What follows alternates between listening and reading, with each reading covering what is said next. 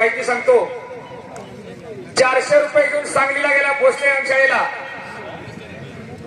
आणि बघता बघता चांगला कुस्ती खेळायला लागला.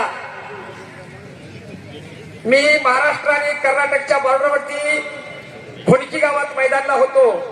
एका कुस्ती जिंकला आणि एका हातावरती उडी मारली अक्षय तुपेनं. सगळी कन्नडवाली माणसं नाचायला लागली. पैशाचा पाऊस पडला.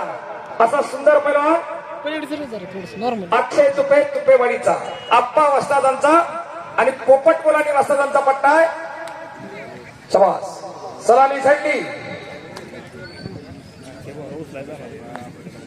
काही घडू शकतं. दोन्ही कुस्त्या तोलामोलाच्या आहेत. इकडे कब्जा मजबूत केला विजय डोळफोडेनं. वा टाळ्या करा की टाळ्या. सुंदर चलाकी. दोन्ही पायाला काळा निकाम लावलेला तुपेवाडीचा अक्षय तुपे आणि अलीकडचा निलेश राणे. वा आणि शबास. एक नंबरचा पैलवान आखाड्यात आला संग्राम चव्हाण. त्याचं नाव पृथ्वीराज पाटील. चला ऑल इंडिया चॅम्पियन अर्जुन पाटलाचा चिरंजीव पृथ्वीराज पाटील. एक साधू महाराज एका गाडगावाल्याकडे गेले मडकवाल्याकडे.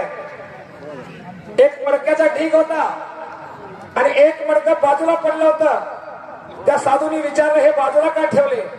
मडकवाला म्हणतात ते कोणाच्या उपयोगाचं नाही. साधूंनी सांगितलं मला तेच मडकं पाहिजे. त्या मडक्याला एक खाली छिद्र होत आणि संपलेल्या कुस्तीमध्ये विजय डोपळे विजय झाला. मुरगुडला सराव करणारा NIS कुस्ती कोच दादा लोकेचा